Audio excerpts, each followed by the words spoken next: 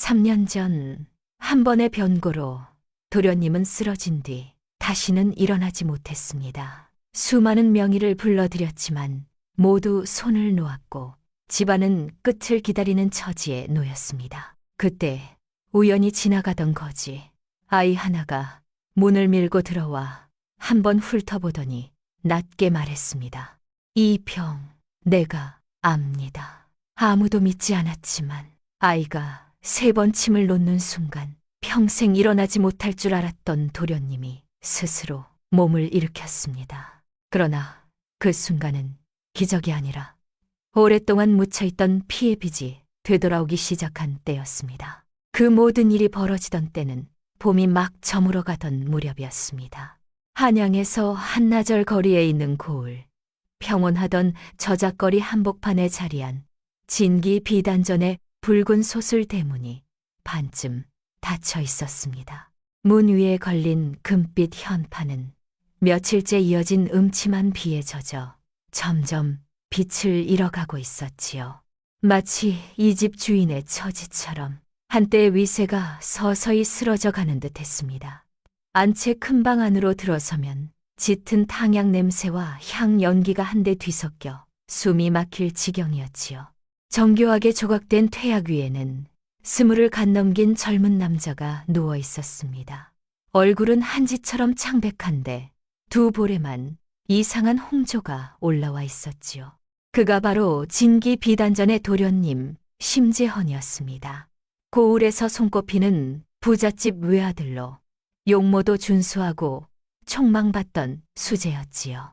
3년 전 생원시에 합격하여 대과를 준비하던 바로 그때 느닷없이 괴이한 병이 덮쳤습니다. 처음에는 2다리가 저렸고 이내 온몸을 움직일 수 없게 되었지요. 남의 손에 밥을 받아먹고 몸을 씻겨줘야 하는 신세가 되고 말았습니다. 산 사람인지 죽은 사람인지 모를 처지로 심씨 집안의 재산을 한 줌씩 갉아먹어갔지요. 재헌은 목구멍에서 거친 숨을 토해내며 손가락 끝을 가까스로 꼼지락거렸습니다. 눈빛은 공허하게 천장의 장지문 무늬를 바라보고 있었지요. 3년이었습니다. 온몸이 굳어가던 처음부터 지금 이 순간까지 그는 그저 날이 가고 달이 가는 것을 세고 있을 뿐이었습니다. 침상 곁에는 무명 치마를 입은 중년 여인이 눈물을 훔치고 있었지요. 재헌의 어머니 윤씨 마님이었습니다. 옆에는 흰 수염을 기른 노인이 서서 미간에 주름을 잡고 있었는데 고을에서 이름 높은 의원 이진겸이었습니다.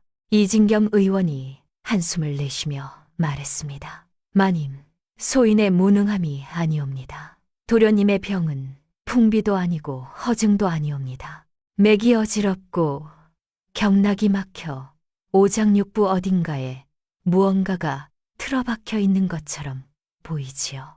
침도 놓아보고 탕약도 써보고 안마도 해보고 심지어 도관의 도사까지 불러들였으나 아무런 효험이 없었습니다. 윤씨 마님이 목이 메어 말했습니다. 의원 나으리, 우리 집이 이 아이 병에 이미 은자만 양을 쏟아부었습니다. 고을 안팎에 이름난 의원은 다 불러봤지요. 그래도 재헌이가 이렇게 평생 누워만 있어야 한단 말씀입니까? 재헌은 어머니의 말을 들으며 눈 가장자리에서 눈물 한 방울이 흘러내렸지요. 그 비단전에 다시 가보고 싶었습니다. 화려한 비단들이 넘실거리는 가게를 사랑채에 앉아 책이라도 한 권 펼쳐 들고 싶었지요. 하지만 손을 들어 올릴 기력조차 없었습니다. 3년 동안 그는 부모님이 점점 야위어 가는 것을 지켜봤고 비단전 장사가 날이 갈수록 시들어가는 것을 지켜봤습니다. 몸의 고통보다 마음의 고통이 더 깊었지요.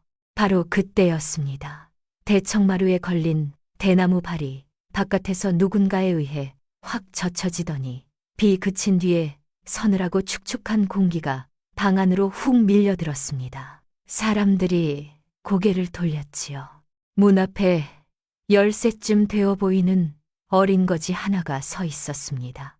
기운 자국 투성이의 헌옷을 걸친 채 머리카락은 헝클어지고 뺨에는 흙이 묻어 있었으며 손에는 반쯤 먹은 보리개떡을 들고 있었지요. 청지기 왕복이 황급히 앞을 막아섰습니다. 누가 들여보냈느냐? 썩 나가지 못할까? 여기가 어디라고 비렁뱅이가 함부로 들어와. 이곳은 심시댁 안채야. 빌어먹는 곳이 아니라고. 그런데 거지 아이는 꼼짝도 하지 않았습니다. 새까맣게 빛나는 두 눈이 자리에 누운 심재헌을 똑바로 바라봤지요. 목소리는 맑았지만 그 안에 흔들리지 않는 확신이 담겨 있었습니다. 이 병, 제가 압니다. 그 한마디에 방 안이 일순 조용해졌지요.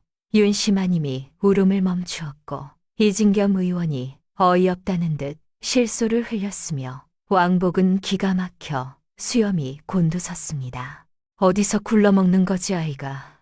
이 나으리 같은 명의도 못 고쳤는데 네가 무엇을 안다는 게냐. 거지아이는 왕복이 밀어내려는 손을 무시한 채 침상 곁으로 다가섰습니다. 재헌의 얼굴빛을 찬찬히 살피더니 가느다란 손가락을 손목에 얹어 맥을 짚었지요. 손은 가늘었지만 힘이 있었고 눈빛은 오롯이 집중되어 있었습니다. 빌어먹는 아이라고는 도저히 생각할 수 없는 눈빛이었지요. 이진겸 의원이 분기탱천하여 소리쳤습니다. 하찮은 아이야. 버릇없이 굴지 마라. 진맥이 얼마나 엄중한 일인데 네가 감히 이런 소란을 피우느냐. 그러나 윤심아님이 이진겸 의원을 막아섰습니다. 나으리, 잠깐 지켜보시지요. 어차피 더 나빠질 것도 없지 않습니까? 3년 동안 이미 막다른 데까지 왔으니 신락 같은 희망이라도 붙잡고 싶었던 것이지요. 거지 아이가 손을 거두며 말했습니다. 이분의 병은 흔한 마비가 아닙니다. 3년 전 크게 놀라셨고 거기에 한사까지 들어와 기가 무너지고 경락이 막히고 어혈이 심장을 짓눌렀지요. 다른 의원들은 증세만 다스리고 근원을 잡지 못했습니다. 약과 침이 모두 엇나갔으니 병이 낫기는커녕 오히려 깊어진 것이고요. 재헌은 3년 전에 크게 놀라셨다는 말에 눈이 움직였습니다. 그가 기억하는 그날 밤 서원에서 집으로 돌아오던 빗길에 노상 강도 때와 마주쳤지요. 가까스로 하인들에게 구해졌지만 혼이 쏙 빠지는 공포를 느꼈고 그날 밤 고열이 오르더니 이후로 다리가 점차 마비된 것이었습니다. 이 이야기는 어머니와 아버지에게만 털어놓은 것이었는데 이 아이가 어찌할 수 있단 말인가. 이진겸 의원이 코웃음을 쳤습니다. 말도 안 되는 소리. 한사가 들어 기가 끊겼다고 어찌 온몸이 이 지경이 되느냐. 경락 막힌 것을 내 놈 같은 어린 거지가 알아볼 수 있다는 게냐. 거지 아이는 다투지 않았습니다. 품 안에서 배 보자기에 쌓인 작은 상자를 꺼냈지요. 열어보니 침 3개가 들어있었습니다. 이진겸 의원의 것만큼 섬세하지는 않았지만 반들반들하게 갈려 있었습니다.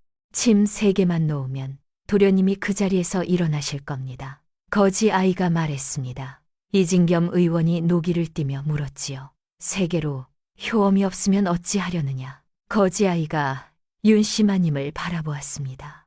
효험이 없으면 마님 처분에 맡기겠습니다. 효험이 있으면 밥 한 끼와 깨끗한 옷 한 벌이면 족합니다. 윤심아님이 서둘러 고개를 끄덕였지요. 그래, 해보렴. 재헌이를 낫게만 해준다면 밥과 옷이 뭐란 말이냐. 은자라도 내어주마. 거지 아이가 고개를 저었습니다. 은자는 필요 없습니다. 먹고 따뜻하게 입을 수 있으면 됩니다. 그러면서 왕복에게 도련님의 상체를 받쳐달라 하고 윤심아님에게는 2 다리를 눌러달라고 하였습니다. 그리고 스스로는 침착하게 마음을 가다듬으며 첫 번째 침을 집어들었습니다. 재헌의 정수리, 백회혈을 향해 빠르게 찔러 넣었지요. 이진겸 의원이 곁에서 차갑게 지켜보았습니다. 속으로는 그 백회혈이 자칫하면 뇌수를 다칠 수 있는 자리라고 여겼지요. 힘이 모자라면 어지럽고 세게 찌르면 뇌를 다친다고. 이 아이는 사람 목숨을 초계같이 여기는 것이라고. 그런데 침이 들어가는 순간 재헌의 온몸이 한 차례 부르르 떨렸습니다. 공허했던 눈빛에 무언가가 깜빡이듯 되살아났지요. 머리 꼭대기에서 따뜻한 기운이 퍼지며 목줄기를 타고 내려와 어깨까지 흘러드는 것 같았습니다. 거지아이는 안색 하나 변하지 않고 두 번째 침을 집어들었습니다. 재헌의 가슴 한가운데 전중혈에 찔러 넣었지요. 이 침이 들어가자 재헌이 갑자기 굵게 기침을 했고 검붉은 가래 덩어리를 토해냈습니다. 가슴을 옥죄던 답답함이 반절이나 사라지는 것 같았지요. 이진겸 의원의 안색이 달라졌습니다. 수십 년 의원 노릇을 해왔지만 이런 침법은 처음 보았지요. 전중혈은 기에 받아라 함부로 침을 넣지 않는 자리인데 이 아이는 정확히 꽂고 힘의 조절마저 딱 알맞았습니다. 분명 범상치 않은 솜씨였지요. 거지 아이는 멈추지 않았습니다. 세 번째 침을 집어들어 재헌의 다리 족삼리혈에 찔러 넣었지요. 이 침이 들어가자 재헌은 두 다리가 저려오는 느낌을 받았고 곧이어 따뜻한 기운이 경락을 따라 위로 치솟아 올랐습니다. 아무 감각도 없던 두 다리에 아주 희미하게 무언가 살아있는 느낌이 돌아오기 시작했지요. 발가락이 스르르 움직였습니다. 어머니, 재헌이 입을 열었습니다. 목소리는 쉬어 있었지만 또렷했지요. 윤씨 마님이 놀라움과 반가움에 눈물이 터졌습니다. 재헌아, 말을 할 수 있구나. 내 목소리를 오랜만에 들으니 어찌나 반갑던지. 거지아이가 세 개의 침을 모두 뽑으며 말했습니다. 경락이 뚫렸고 어혈도 빠져나왔습니다. 이제 일어나 보실 수 있을 겁니다. 왕복이 서둘러 다가가 재헌의 팔을 조심스럽게 부축했습니다. 재헌은 깊게 숨을 들이쉬고 온 힘을 모아 두 다리에 힘을 주었습니다. 처음에는 다리가 허물어질 것 같았지만 잠시 후 그는 진짜로 자리에서 몸을 일으켰습니다. 윤씨 마님과 왕복이 눈이 둥그레져서 할 말을 잃었지요. 이진겸 의원은 눈을 비비며 자신이 보는 것을 믿지 못했습니다. 재헌 자신도 믿기지 않았습니다. 두 다리를 내려다보고 다시 발을 조금 옮겨 보았지요. 왕복의 부축을 받으며 비틀거리면서도 그는 정말로 두 발로 서 있었습니다. 3년이었습니다. 꼬박 3년 만에 그가 다시 일어선 것이었지요. 제가 일어섰습니다. 재헌의 목소리가 떨렸습니다. 그는 다시 한 발을 내디뎠고 비틀거렸지만 쓰러지지 않았습니다. 3년 그 오랜 세월 끝에 다시 서 있었지요. 윤씨 마님이 달려와 아들을 끌어안고 눈물을 쏟아냈습니다. 재헌아, 드디어 일어섰구나. 하늘이 굽어보셨구나. 재헌 역시 눈시울이 붉어졌습니다. 그가 고개를 돌려 거지 아이를 바라보았지요. 허리를 깊이 숙여 절을 올렸습니다. 은인 어른의 구명지은 죽는 날까지 잊지 않겠습니다. 거지 아이가 뒤통수를 긁으며 쑥스럽게 웃었습니다. 제가 이 병을 알았을 뿐인데 별 말씀을. 이진겸 의원이 다가와 두 손을 모아 읍하며 말했지요. 어린 신의 의술이 이리도 높으니 노인이 부끄럽기 그지없습니다. 스승이 어느 분이신지 여쭤도 되겠습니까? 어찌하다 거리를 떠돌게 되셨고요. 거지 아이의 눈빛이 잠시 흐려졌습니다. 고개를 숙이며 작은 소리로 말했지요. 스승은 따로 없습니다. 이 의술은 아버지께서 가르쳐 주셨습니다. 아버지가 의원이셨는데 중병으로 돌아가셔서 이렇게 빌어먹고 다니게 됐습니다. 윤씨 마님이 황급히 말했습니다. 은인, 갈 데가 없다면 여기 머물거라. 앞으로 우리 집에 귀한 손님이니 입을 것 먹을 것은 걱정 마라. 거지아이가 잠시 망설였습니다. 하지만 배에서 꼬르륵 소리가 나고 말았지요. 손으로 배를 어루만지며 머쓱하게 웃었습니다. 그럼 신세 좀 지겠습니다. 저는 아추라고 합니다. 윤씨 마님이 서둘러 몸종에게 아추를 데려가 목욕을 시키고 새 옷으로 갈아입히라 이르고 부엌에는 넉넉한 밥상을 차리라고 분부했습니다. 왕복은 재헌 도련님이 멀쩡히 걸어 다니시는 것을 보자 기쁨을 감추지 못하며 앞채로 달려가 심영감에게 이 경사를 전했습니다. 이진겸 의원은 아추가 나가는 뒷모습을 바라보다가 다시 재헌을 보며 만감이 교차했지요. 수십 년 의원 노릇을 해왔건만 오늘 어린 거지에게 뒤처졌습니다. 민간에 숨은 고수가 있다더니 다시는 우물안 개구리처럼 자만하지 말아야겠다고 마음을 다잡았습니다. 재헌은 방 안에 서서 오랫동안 잊었던 두 발이 마루에 닿는 감각을 느꼈습니다. 비 그친 뒤에 햇살이 창호지를 뚫고 들어오는 걸 바라보니 온 세상이 환해진 것 같았지요. 하지만 마음속 한켠에는 물음 하나가 남아 있었습니다. 아추는 어찌 그리 어린 나이에 저런 의술을 익혔을까? 그 아버지는 어떤 분이었을까? 이 뒤에 뭔가 알려지지 않은 이야기가 있을 것 같았지요. 서쪽 별채가 깨끗이 치워져 아추의 거처가 되었습니다. 씻고 새 옷으로 갈아입은 아추는 백꽃나무 책상 앞에 앉아 따끈한 국수 한 그릇을 두 손으로 감싸 쥐고 허겁지겁 먹고 있었지요. 얼굴에 흙이 씻기고 보니 눈썹이 반듯하고 눈이 맑은 단정한 아이였습니다. 눈꼬리는 살짝 위로 올라가 있었고 눈빛에는 나이에 어울리지 않는 차분함이 배어 있었지요. 몸종 춘희가 곁에 서서 보다가 웃음을 참지 못했습니다. 아추 어른, 천천히 드세요.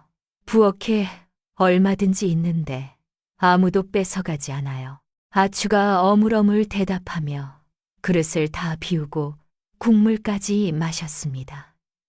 입가를 훔치며 배부른 미소를 지었지요. 아버지가 돌아가신 뒤로 이렇게 배부르고 마음 편히 먹은 적이 처음이었습니다. 춘희가 슬며시 물었으나 아추 어른, 의술이 참 대단하셔요. 아버지께서 어떤 의원이셨기에 이런 재주를 가르쳐 주셨나요? 아버지 이야기가 나오자 아추의 눈이 어두워졌습니다. 허리춤에 달린 낡은 양낭을 무의식적으로 만지작거렸지요. 우리 아버지는 진겸이라고 하셨어요.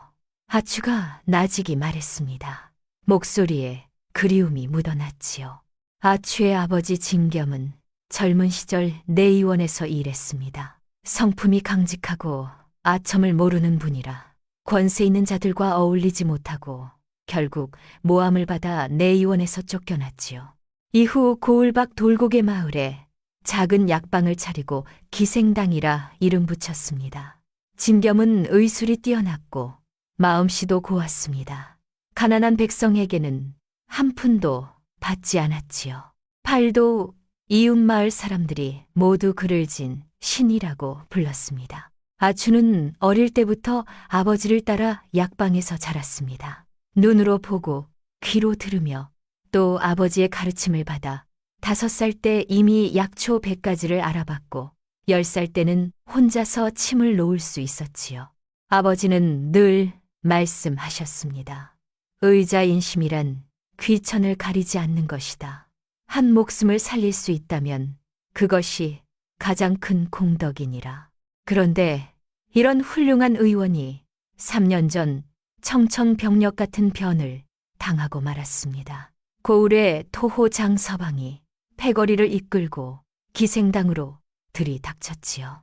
장서방의 아들이 괴이한 병에 걸려 온몸이 뒤틀리고 입에서 거품을 물었는데 고을의 어느 의원도 손을 못 댔다 하여 누군가 돌고개의 진겸을 청구한 것이었습니다.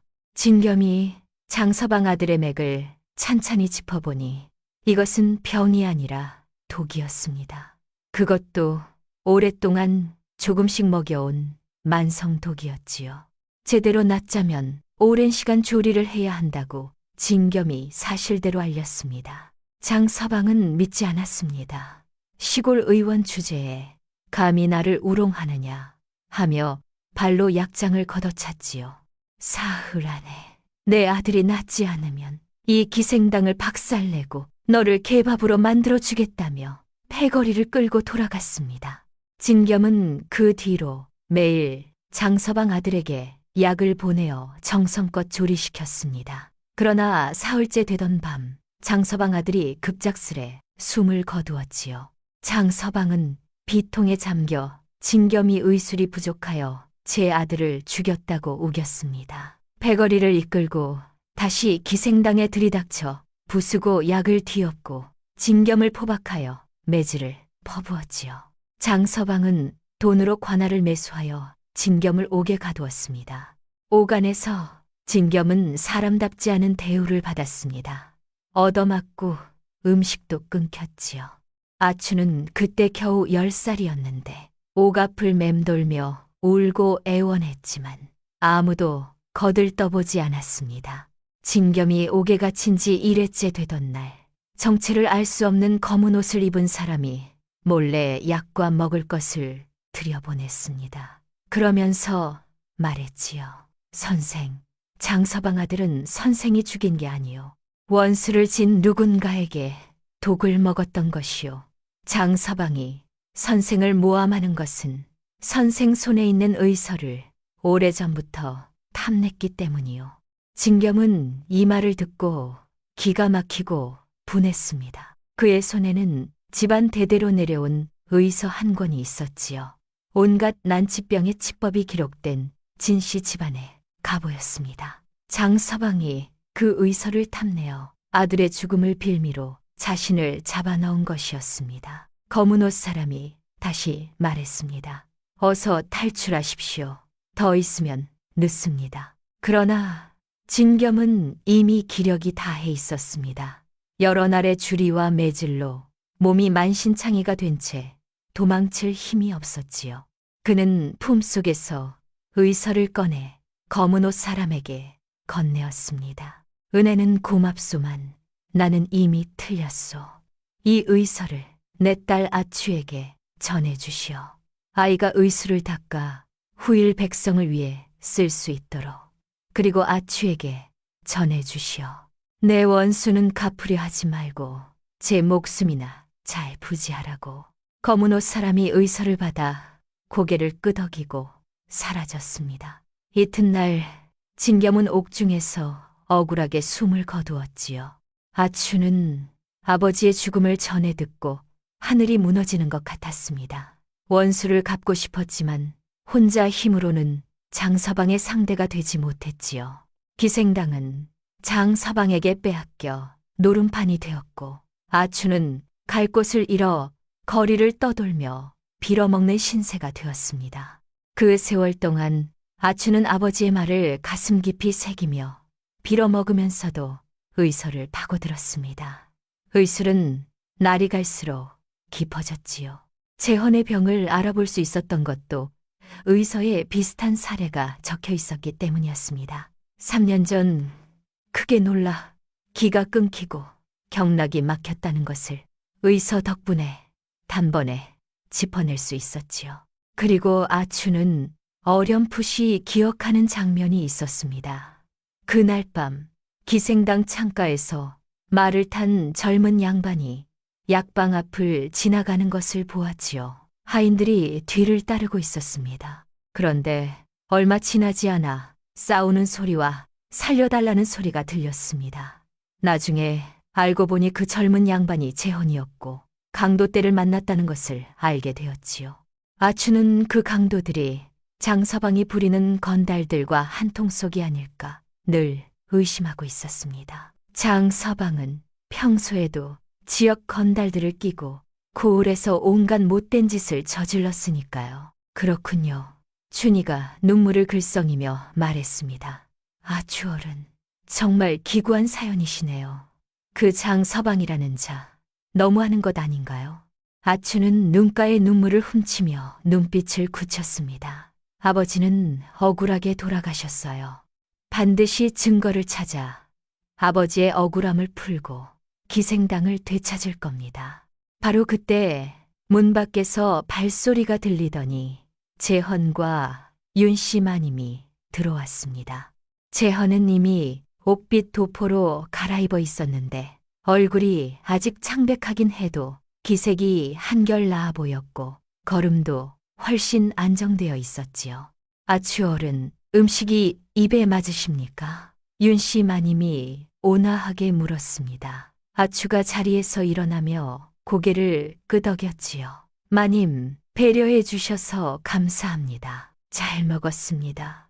재헌이 아추를 바라보며 눈빛 가득 고마움을 담아 말했습니다.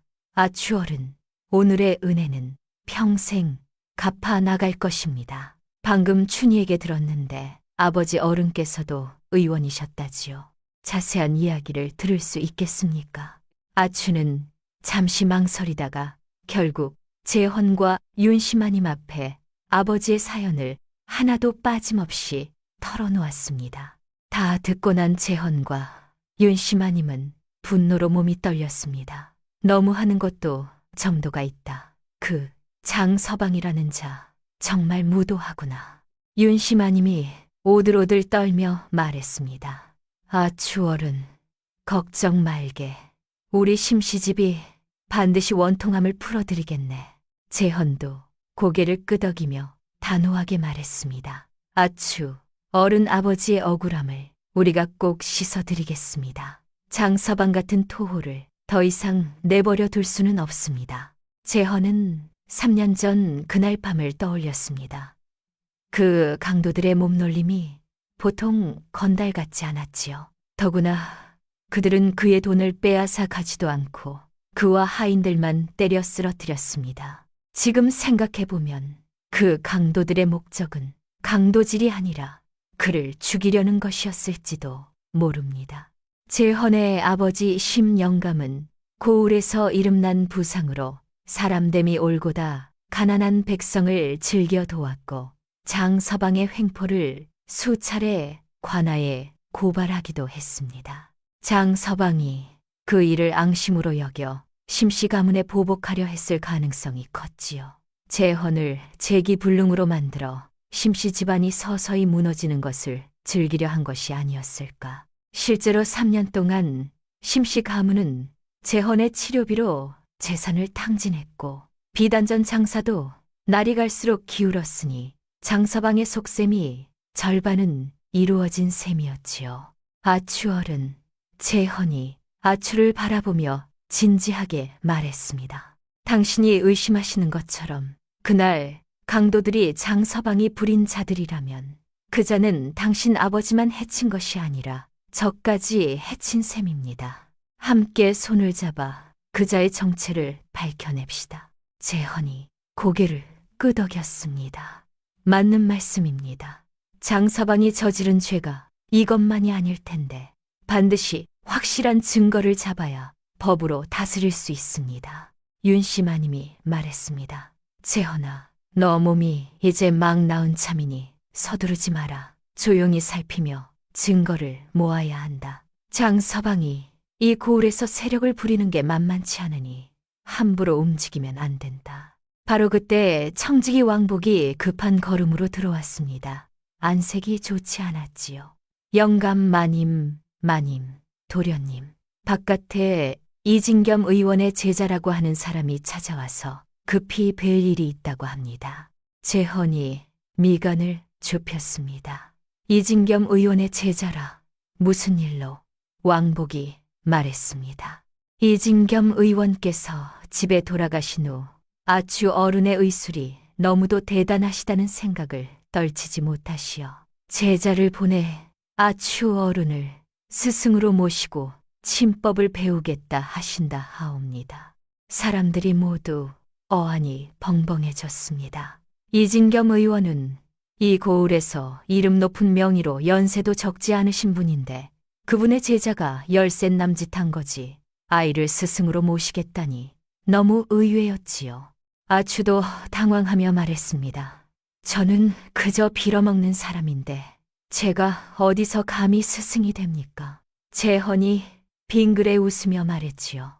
아추 어른, 의술이 이토록 빼어나시니 이진겸 의원의 제자가 스승으로 모시려 하는 것이 당연하지 않겠습니까?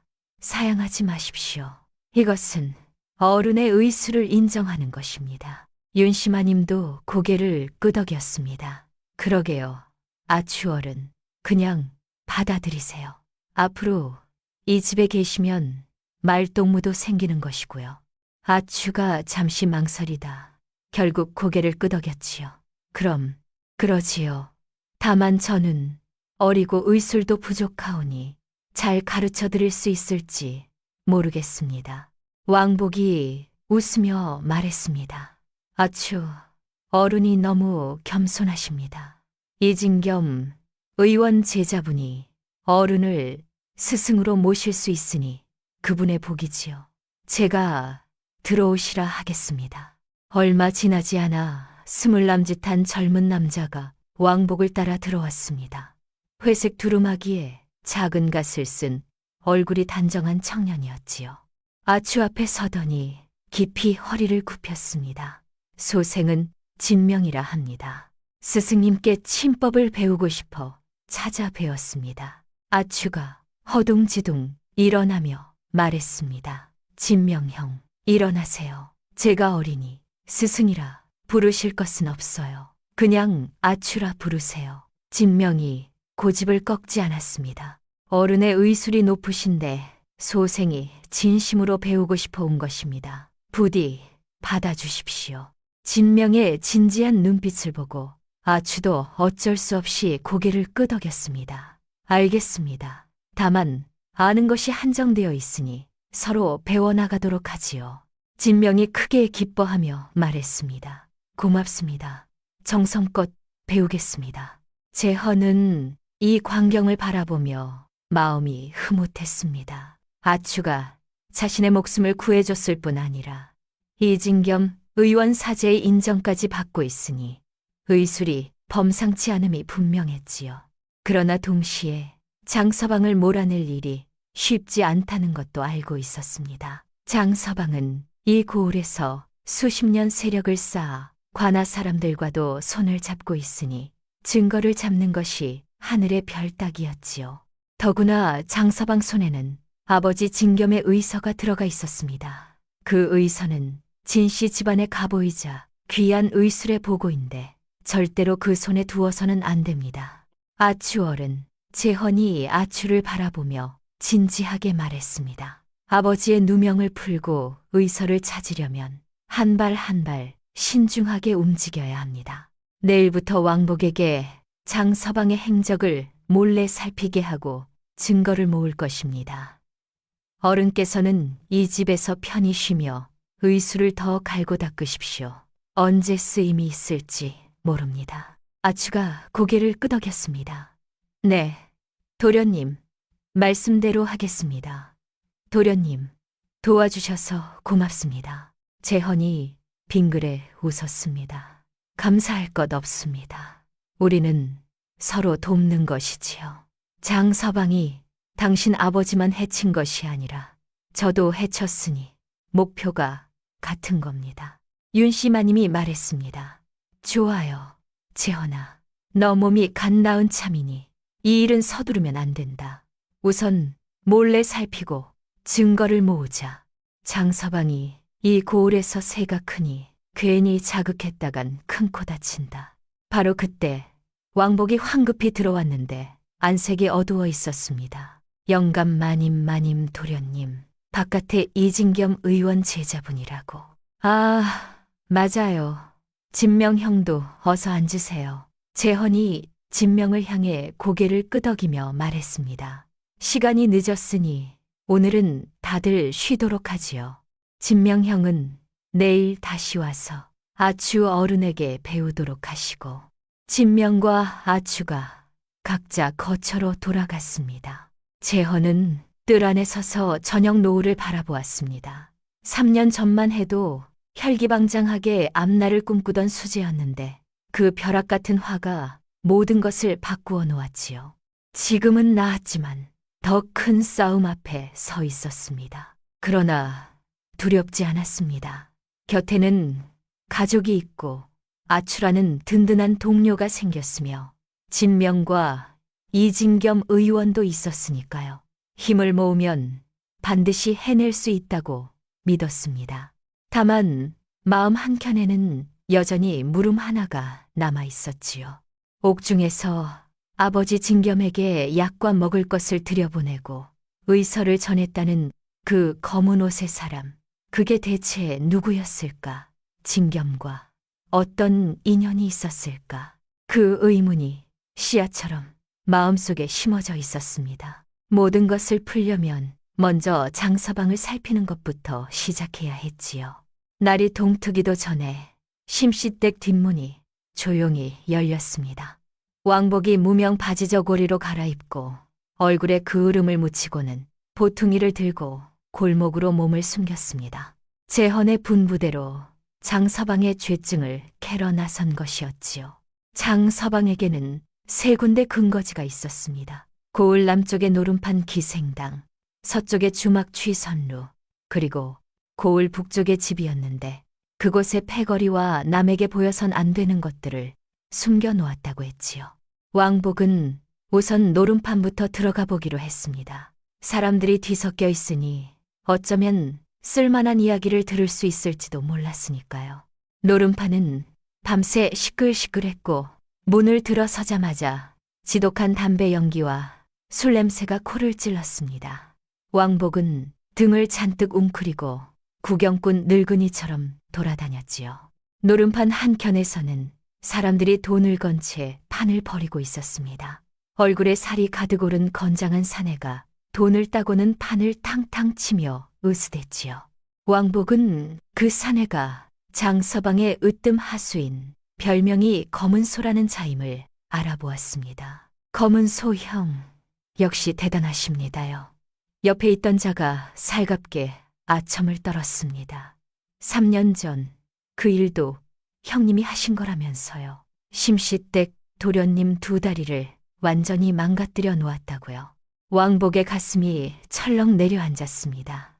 조용히 더 가까이 몸을 기울였지요.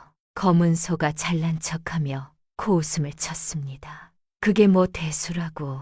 서방님 분부가 한 목숨 살려두고 심씨 집이 천천히 망해가는 꼴을 보라는 거였거든. 안 그랬으면 그날 밤에 끝장을 냈지.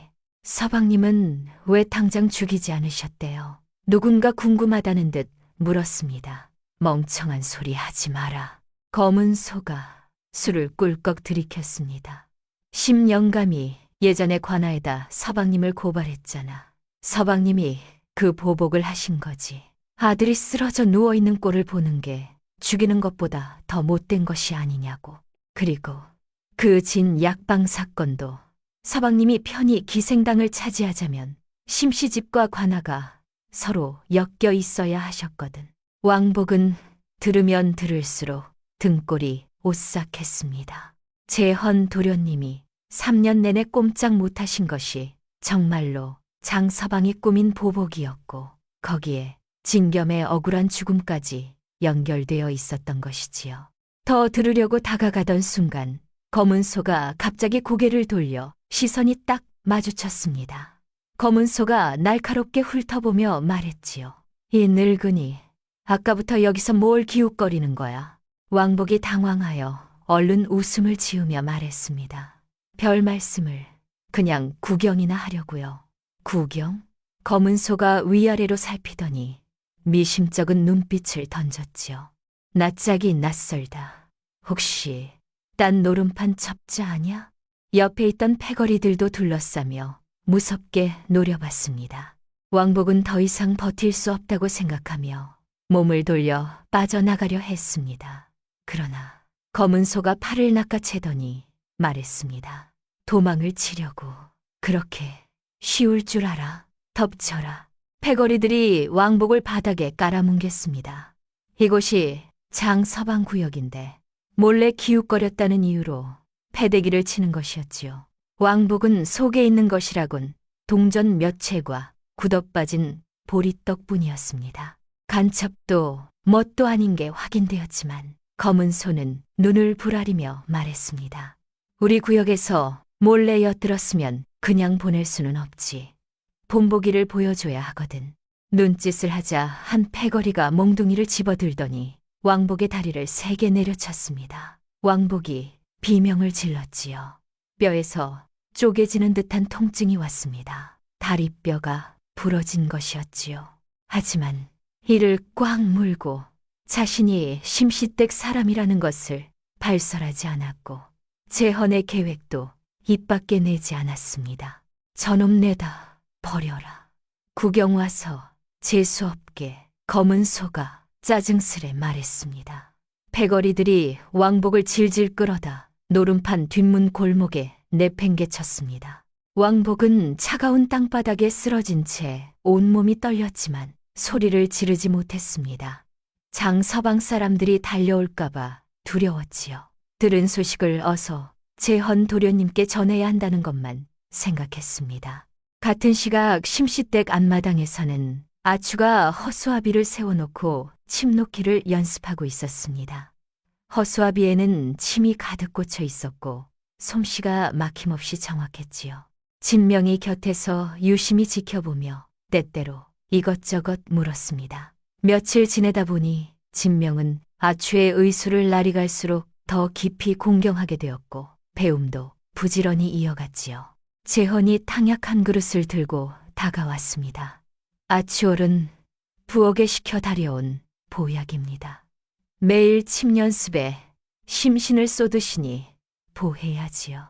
아추가 탕약을 받아들고 감사합니다. 하고는 막 들이키려는데 바깥에서 급히 문을 두드리는 소리와 몸종의 당황한 외침이 들려왔습니다. 도련님, 큰일 났습니다. 왕복 어르신이 다치셨어요. 재헌과 아추가 눈을 마주치고는 황급히 달려나갔습니다. 문 앞에 두 하인이 왕복을 부축한 채 헐떡이며 서 있었지요. 왕복의 다리가 퉁퉁 부어 있었고 안색이 하얗게 질려 있었으며 정신을 잃은 상태였습니다. 왕복 어른, 재헌이 놀라 소리쳤습니다. 얼른 안으로 옮기라. 이르고 아추를 바라봤습니다. 아추가 얼른 앞으로 나서 왕복의 상태를 살폈습니다. 눈썹이 좁혀졌지요. 다리뼈가 부러졌습니다. 안에 손상도 있어요. 당장 치료하지 않으면 평생 다리를 못 쓸 수도 있고 목숨도 위태롭습니다. 아추, 어른, 제발 살려주세요. 재헌이 절박하게 말했습니다. 왕복은 어릴 때부터 그를 지켜봐온 사람이었습니다. 장서방을 살피러 갔다 다친 것이니 마음이 죄스럽고 또 분했지요. 최선을 다하겠습니다.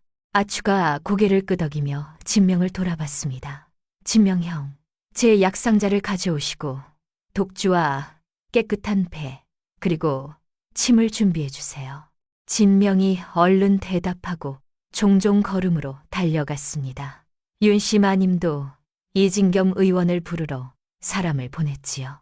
아추의 솜씨를 믿으면서도 왕복의 상처가 심각하니 한 사람이라도 더 있는 것이 나을 것 같았습니다. 아추는 먼저 독주로 왕복의 상처를 씻고 침으로 혈자리를 자극하여 지혈과 진통을 했습니다.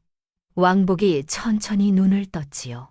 재헌을 보자 억지로 몸을 일으키려 했지만 아추가 눌러 막았습니다. 왕복 어르신, 움직이지 마세요. 다리뼈가 부러졌어요. 당장 뼈를 맞춰야 합니다.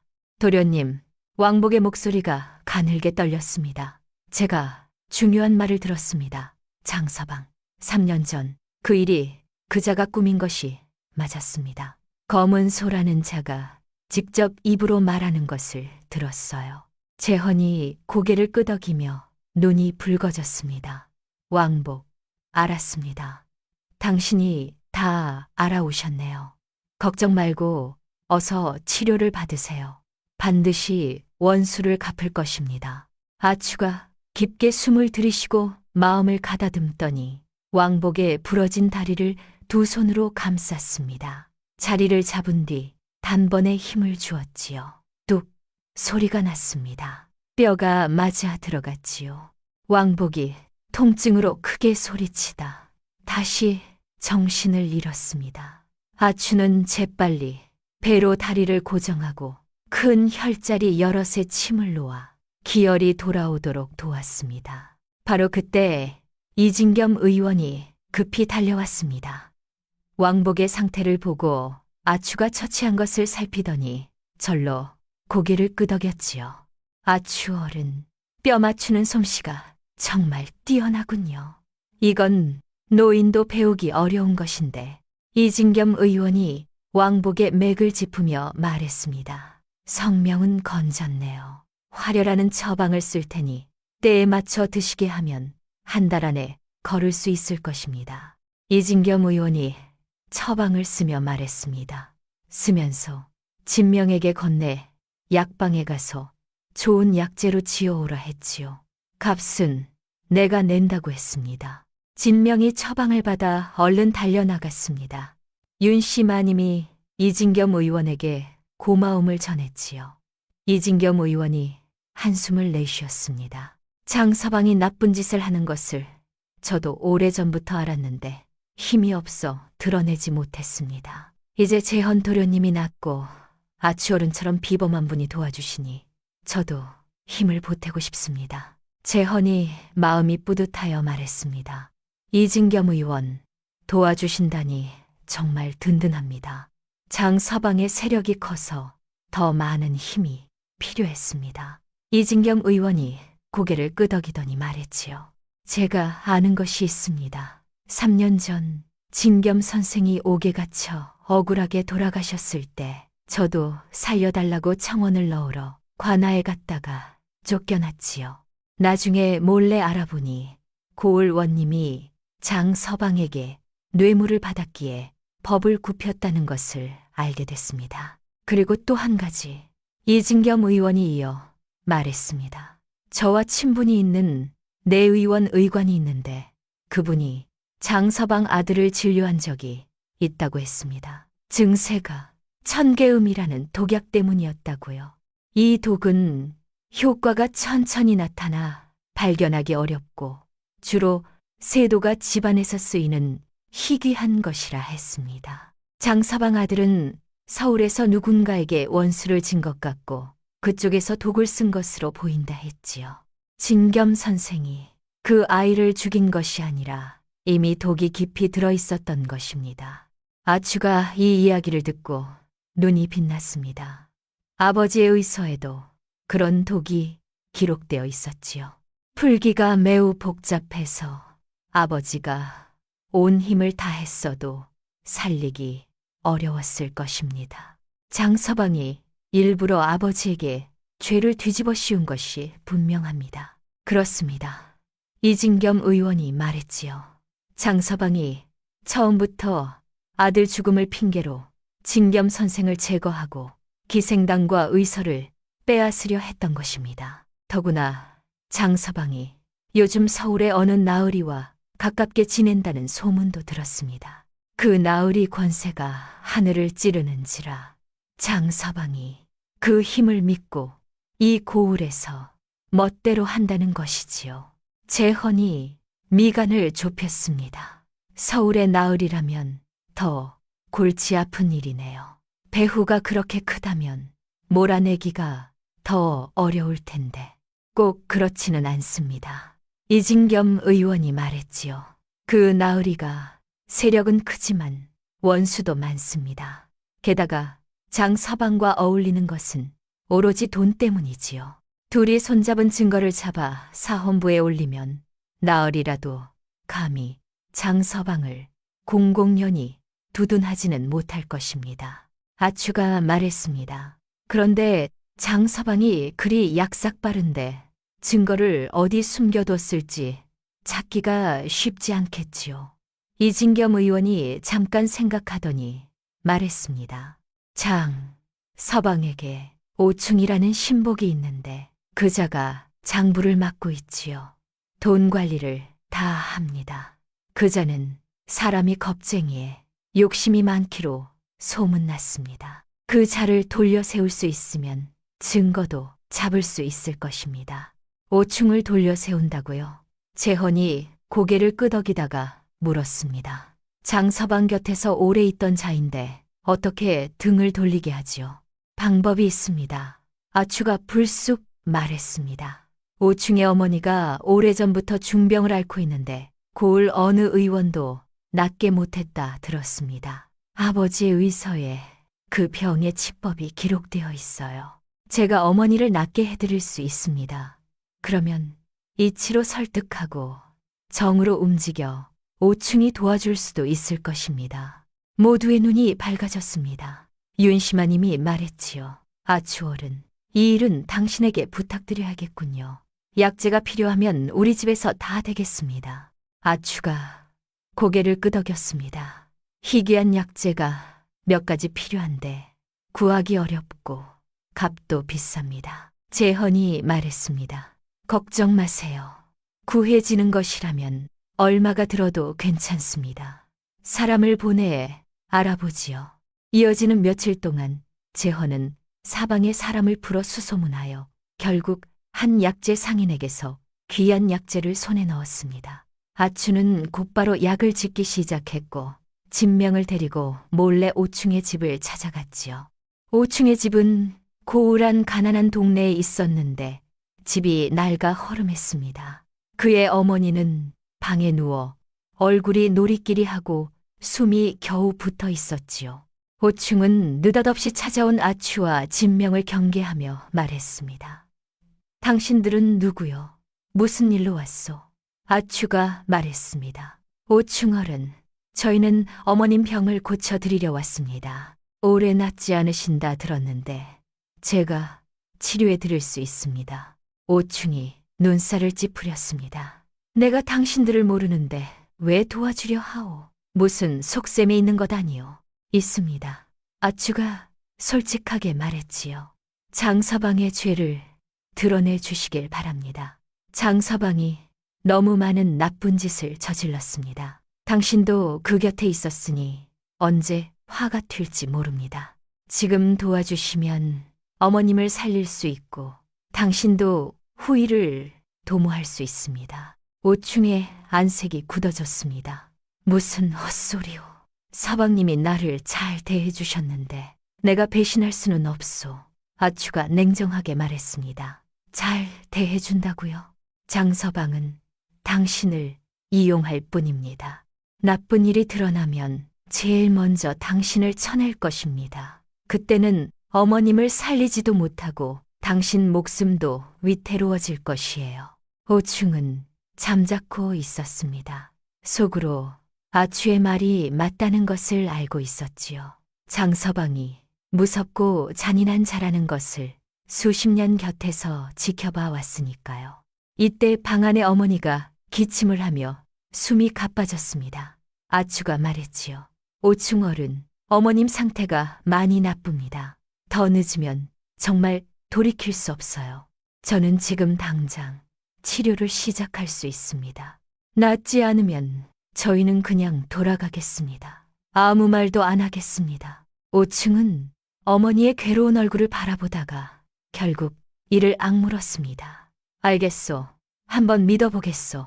만약 정말로 어머니를 낫게 해준다면 당신들이 알고자 하는 것을 말하겠소.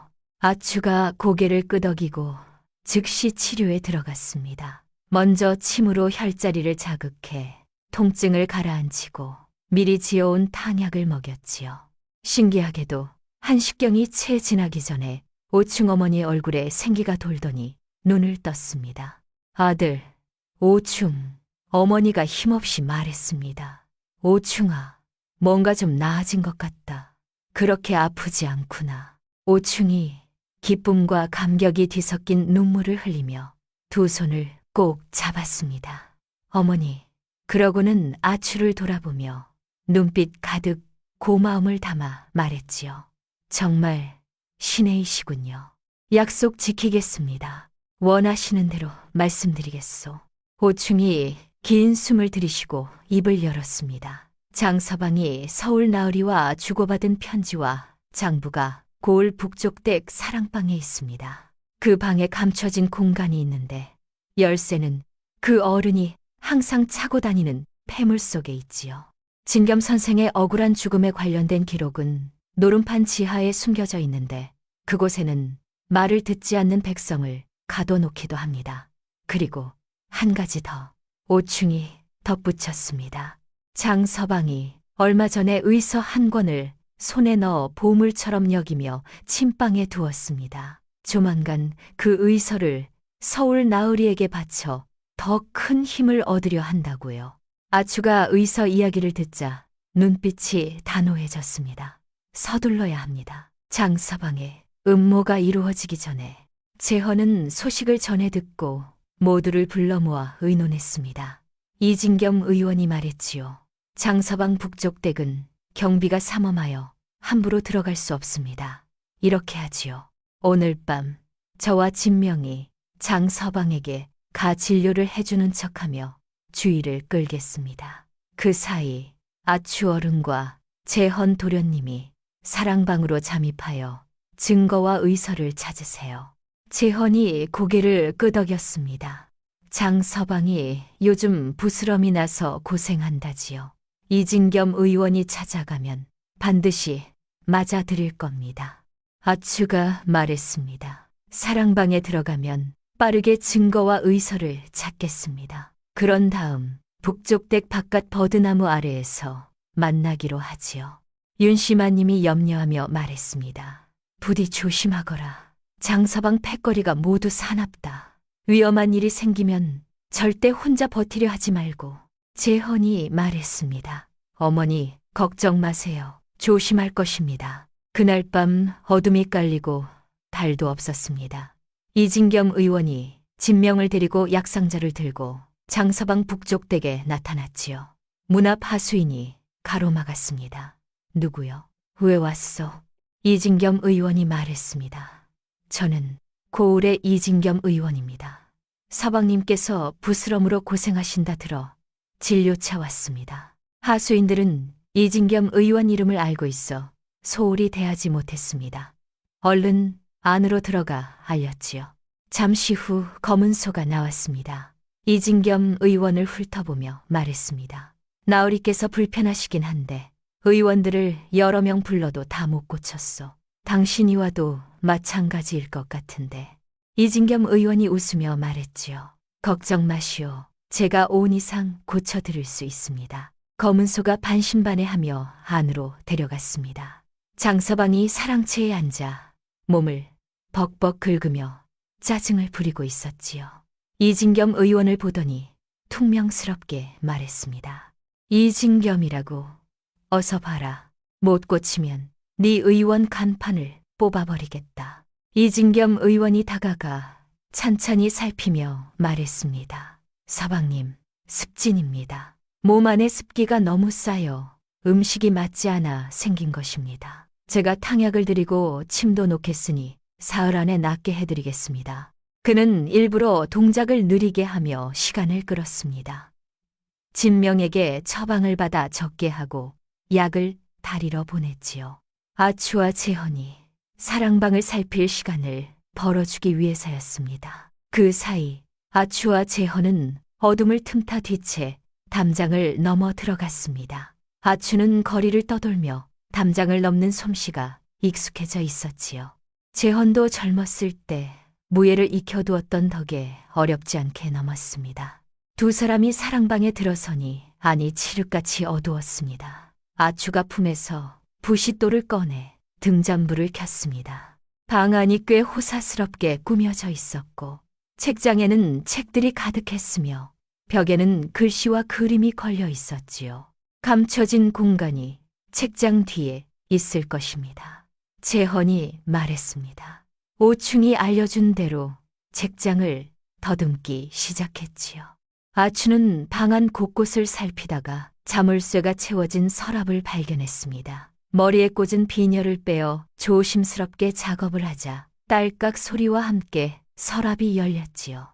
열어보니 장부가 하나 있었습니다. 펼쳐보니 장서방이 수십 년 쌓아온 불법 수입과 관원들에게 뇌물을 준 내역이 세세히 적혀 있었습니다. 고을원님과 그 서울 나으리도 그 안에 들어 있었지요. 찾았습니다. 아추가 환하게 말하며 장부를 품에 챙겼습니다.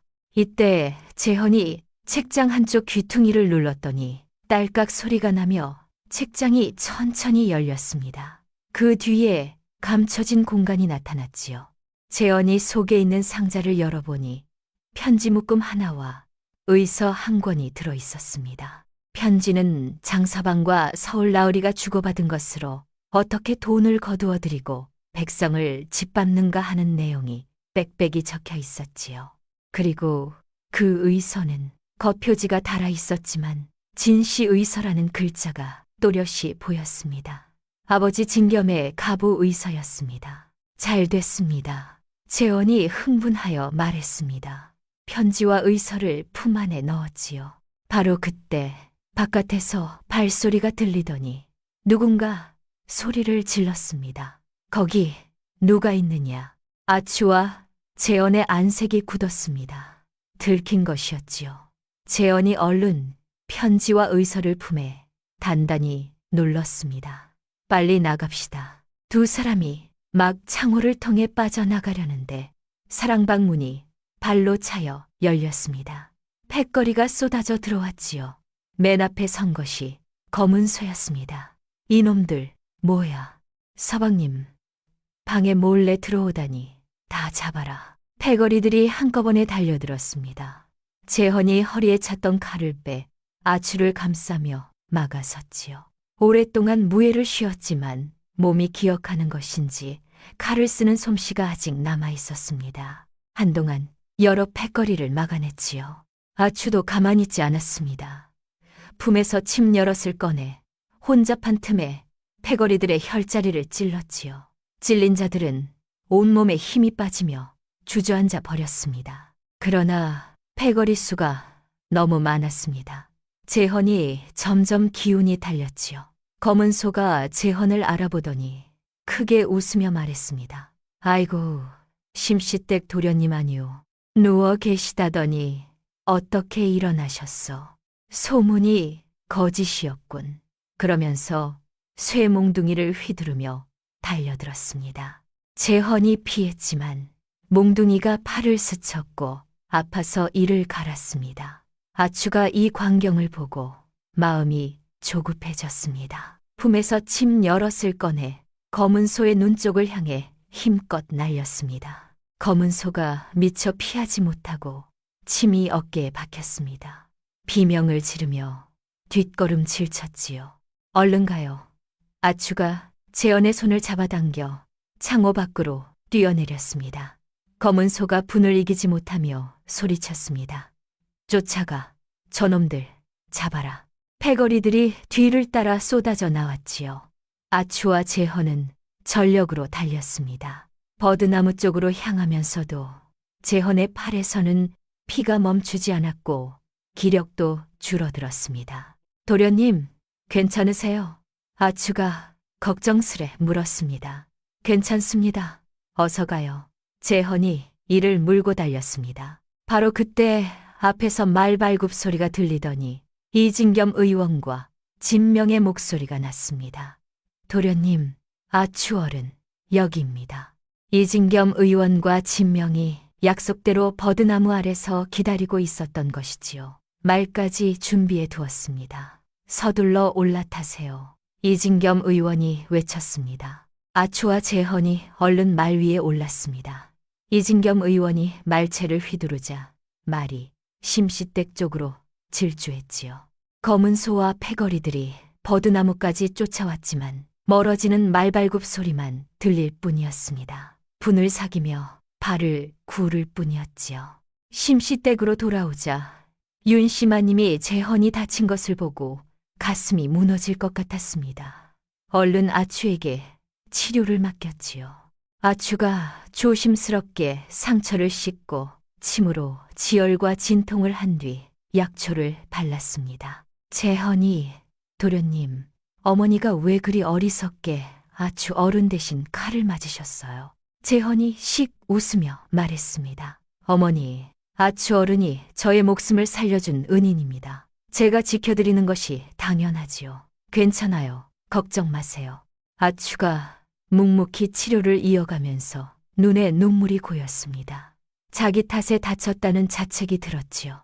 재헌이, 도련님, 미안합니다. 다 저 때문에.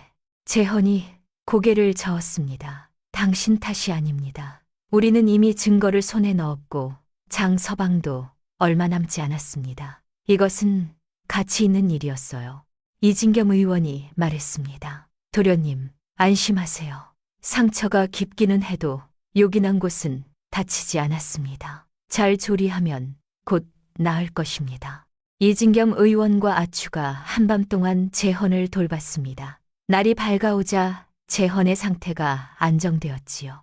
모두 안도의 한숨을 내쉬었습니다. 이제 가장 어려운 고비를 넘겼음을 알았지요. 장서방의 말로가 다가왔음을. 이튿날 이른 아침, 어사 나으리가 군관들을 이끌고 장서방의 노름판, 주막, 북쪽댁을 에워쌌습니다. 장서방의 패거리들이 완강히 버텼지만 군관들 앞에서는 상대가 되지 않아 금세 모두 제압됐습니다. 장서방 본인도 침방에서 끌려 나왔는데 어사와 증거들을 보고 기가 꺾여 맥없이 주저앉았습니다. 고을 원님은 소식을 듣고 장서방을 두둔하려 했지만 어사가 뇌물을 받은 증거를 들이밀자 말을 잇지 못했습니다. 어사는 즉시 장서방과 원님의 죄상을 조정에 올렸지요. 소식이 서울까지 퍼지자 조정이 들썩였습니다. 임금께서 크게 노하시어 명을 내리셨습니다. 당장 장서방을 잡아 엄중히 다스리고 고을 원님은 파직하여 멀리 유배 보내라. 며칠 뒤 어사가 군관들을 이끌고 장서방을 체포하러 들이닥쳤습니다. 장서방이 놀라 달아나려 했지만 이미 늦었지요. 어사가 호령했습니다. 장서방, 영모 모함죄로 체포한다. 검은 소가 마당으로 뛰쳐나와 발을 동동 굴렀습니다. 이게 무슨 날벼락이냐. 그러나 아무도 귀를 기울이지 않았지요. 장부와 편지들이 결정적 증거가 되어 모든 진실이 낱낱이 밝혀졌습니다. 뒤에서 조종했던 서울 나으리는 멀리 함경도로 유배를 갔고 장서방은 벼슬을 박탈당하고 재산을 몰수당한 뒤 제주도로 귀양을 갔습니다. 검은소 역시 포박되어 옥에 갇혔지요. 기생당을 노름판으로 만든 것을 비롯한 모든 불법이 드러나 장서방 무리는 하나도 남김없이 벌을 받게 되었습니다. 그리고 마침내 진겸의 억울한 누명이 풀렸습니다. 아추는 그 소식을 듣고 눈물을 멈추지 못했습니다. 이번에는 슬픔의 눈물이 아니라 기쁨의 눈물이었지요. 풀려난 눈물이었습니다. 재헌은 아직 자리에 누워 회복 중이었지만 얼굴에 미소가 번졌습니다. 드디어 제 억울함도 풀렸고 진겸 선생의 누명도 씻겼지요. 다만 마음 한켠에는 아직 풀리지 않은 물음이 있었습니다. 옥에서 진겸에게 약을 들여보내고 의서를 전했다던 그 검은 옷의 사람은 대체 누구였을까? 그는 어디에서 무엇을 하고 있을까? 이 물음은 여전히 가슴속에 남아 있었습니다. 그런데 장서방이 잡히던 그날 밤 심시댁에 뜻밖의 손님이 찾아왔습니다. 이번에는 칼잡이가 아니라 삿갓을 깊이 쓴 검은 옷의 남자였지요. 집을 지키던 하인이 발견했을 때 그는 저항 없이 나를 아추에게 데려다 달라고 말했습니다. 아추와 재헌이 마당으로 나와 그 남자를 바라보았지요. 왠지 낯이 익다는 느낌이 아추에게 들었습니다. 남자가 누구시오? 무슨 일로 찾아오셨습니까? 검은 옷 사람이 삿갓을 벗었습니다. 뺨에 흉터가 있는 중년 남자였는데 눈빛은 온화했지요. 아추가 눈이 커지며 몸이 굳었습니다.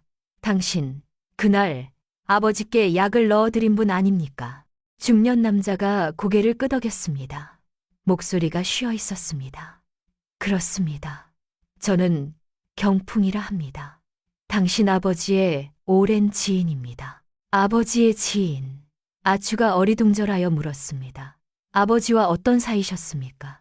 왜 그때 아버지를 도우셨습니까? 경풍이 한숨을 내쉬며 말했습니다. 나와 당신 아버지는 내의원 동료였어. 당신 아버지가 성품이 강직하여 아첨을 하지 못하다가 모함을 받아 쫓겨났는데 나는 그것이 억울한 일임을 알면서도 힘이 없어 막지 못했소. 늘 그게 마음에 걸렸지요. 경풍이 이어 말했습니다. 당신 아버지가 장서방에게 잡혀 옥에 갇혔다는 소식을 듣고 마음이 급했소. 그러나 드러내놓고 구하면 저까지 위험했습니다. 그래서 깊은 밤에 몰래 들어가 약과 먹을 것을 넣어드렸지요. 그날 당신 아버지에게서 의서를 받아 전하겠다고 약속했는데 내가 밖으로 나오자마자 장서방 사람들에게 발견되어 쫓기다 깊은 상처를 입고 멀리 피신해야 했소. 의서는 간신히 지켰지만 당신에게 전하지 못한 채 세월이 흘렀지요. 경풍이 품에서 배 보자기를 꺼내 아추에게 건넸습니다. 이것을 오랫동안 간직하고 있었소. 이제야 드릴 수 있게 되었구려. 아추가 보자기를 받아 풀어보니 앞서 장서방 방에서 찾은 의서와 똑같이 생긴 책이 또 나왔습니다. 아추가 어리둥절해하자 경풍이 말했지요. 장서방이 손에 넣은 것은 내가 쫓기며 따돌리려고 일부러 두고 간 가짜 책이요. 이것이 진짜 진시의서요. 당신 할아버지 때부터 전해 내려온 의술의 정수가 담겨 있어. 이것을 당신 아버지가 마지막으로 부탁하셨어. 경풍이 낮게 말했습니다. 이 의서로 많은 백성을 살리라고 당신이 그 뜻을 이루어 줄 것을 믿는다고 하셨어. 아추가 의서를 가슴에 꼭 끌어안으며 눈물이 쏟아졌습니다.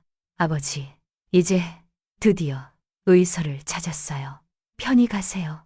재헌이 눈앞의 광경을 바라보며 마음속의 물음이 다 풀렸음을 느꼈습니다. 경풍에게 말했지요. 고맙습니다. 이 모든 일에서 이처럼 애써주셨군요. 괜찮으시다면 이 집에 머무르십시오. 모시겠습니다. 경풍이 고개를 저었습니다. 아직 할 일이 있어. 그 서울 나으리의 새가 크니 조정에서 제대로 조사가 이루어지도록 도움을 주어야 하오. 일이 끝나면 찾아오겠소. 말을 마친 경풍은 다시 삿갓을 쓰고 밤 어둠 속으로 사라졌습니다. 며칠 후 고을의 소식이 전해졌습니다. 장서방과 손잡았던 서울 나으리가 탐욕과 몰이, 당파 조성 등의 죄로 임금의 명에 의해 집이 몰수되고 처형되었다는 것이었지요. 소식을 들은 백성들이 다시 환호했습니다. 고을에 드디어 예전의 평온이 돌아왔지요.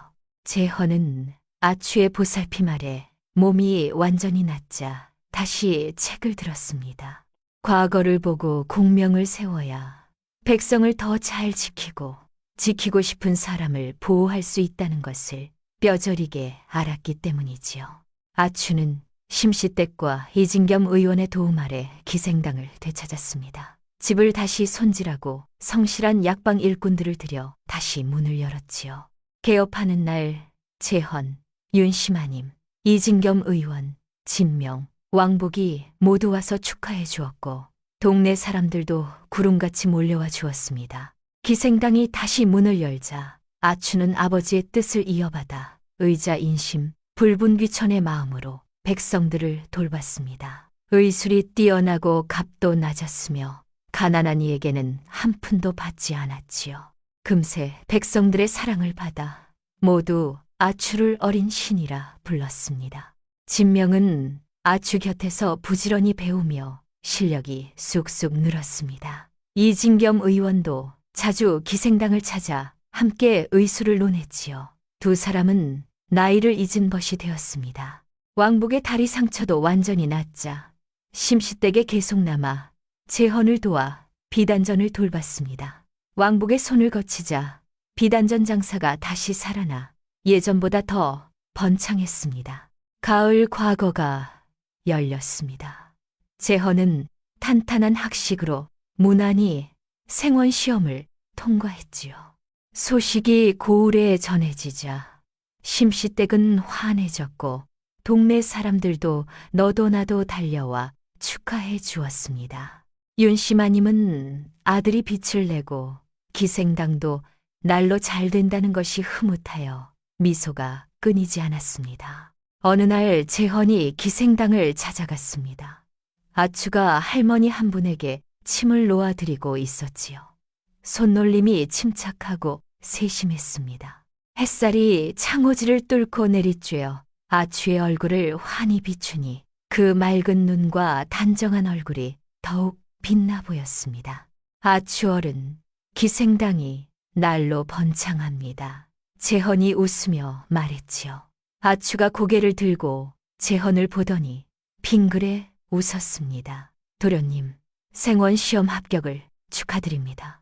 앞으로 더 크게 출세하셔서 백성들을 위해 많은 일을 해주세요.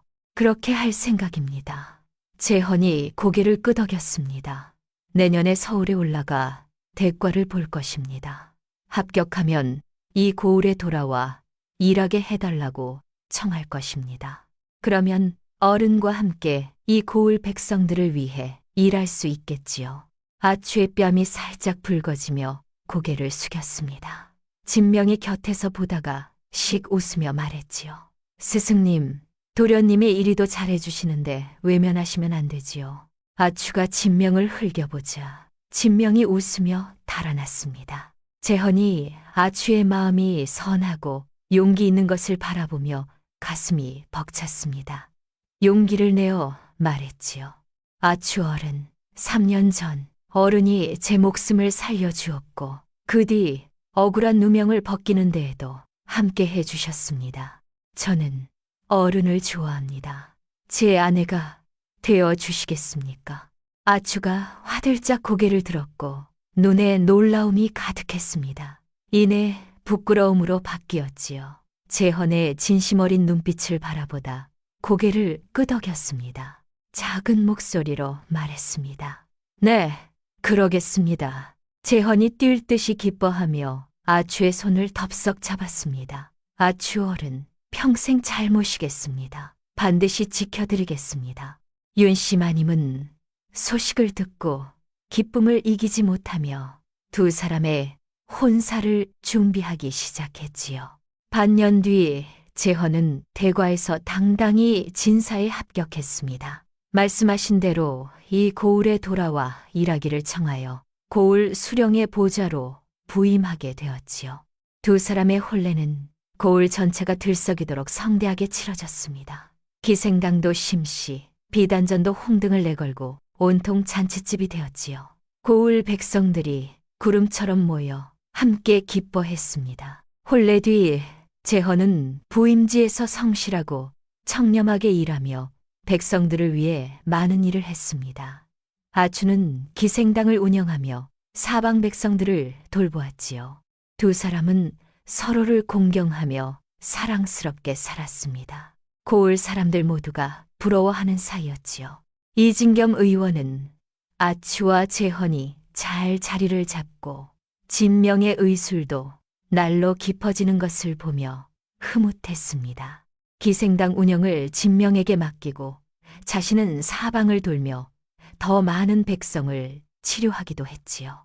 왕복의 다리 상처는 깨끗이 나았고 비단전 일을 계속 도왔습니다. 그의 손 아래 비단전은 예전보다 더 흥했지요. 몇 해가 지났습니다. 재헌과 어사의 다스림 아래 이 고을은 인화가 넘쳤고 백성들이 편안히 살았지요. 기생당은 고을은 물론 이웃 고을까지 소문이 자자한 약방이 되었습니다. 아추의 의술은 사방에 퍼져 먼 곳에서도 어린 신이를 찾아 사람들이 왔지요. 어느 가을날 재헌과 아추는 아이를 데리고 진겸의 묘를 찾았습니다. 묘비에는 진공겸 지묘라는 5글자가 뚜렷이 새겨져 있었지요. 아버지, 왔어요. 아추가 묘 앞에 무릎을 꿇고 나지게 말했습니다. 저는 재헌 서방님과 혼인하여 아이도 낳았어요. 기생당도 날로 잘 되고 있답니다. 아버지가 바라시던 것을 해냈어요. 하늘에서 편히 쉬세요. 재헌도 함께 무릎을 꿇었습니다. 진겸 어르신, 아추 어른처럼 훌륭한 따님을 길러주셔서 고맙습니다. 평생 잘 모시겠습니다. 기생당도 실망시키지 않겠습니다. 아이가 옆에서 묘비를 바라보며 물었지요. 아버지, 어머니, 이분은 누구세요? 아추가 아이 머리를 쓰다듬으며 웃었습니다. 외할아버지야, 아주 훌륭한 신이었어. 사람들을 살리는 것을 평생 하셨지. 너도 외할아버지를 본받아 착하고 능력 있는 사람이 되어야 한다. 아이가 알 듯 모를 듯 고개를 끄덕이며 부모님을 따라 묘 앞에 3번 절을 올렸습니다. 석양이 내려앉았습니다. 황금빛 노을이 묘지에도 재헌과 아추에게도 가득 쏟아졌지요. 두 사람의 모습이 길게 늘어진 그림자 위로 환하고 굳건하게 서 있었습니다. 3년을 알아누웠던 긴 고통, 침세대로 일어선 기적, 가난하고 비천한 두 사람의 만남이 결국 하나의 이야기가 되었습니다. 정의는 더디게 올 수 있어도 결코 오지 않는 법이 없고, 선함과 용기는 끝내 어둠을 이겨낸다는 것을, 민간에 감추어진 기이한 재주와 사람의 마음을 따뜻하게 하는 진정한 정이란 것이 길이 사람들의 입에서 오르내리게 되었지요. 아무리 어두운 곳이라도 따뜻한 빛이 찾아드는 법이니 바로 이것이 예나 지금이나 다름없는 하늘의 이치가 아니겠습니까? 오늘 이야기를 들으신 어르신들, 앞날에도 봄볕처럼 따사로운 일만 가득하시길 두 손 모아 빕니다. 부족한 이야기꾼의 목소리를 끝까지 들어주셨다면 잘 들었다는 말씀 한마디를 댓글로 남겨주시겠습니까? 그 소중한 말씀 하나하나가 저에게는 세상 무엇보다 큰 기쁨이 됩니다. 지금까지 귀한 시간을 함께 해주셔서 진심으로 감사드립니다.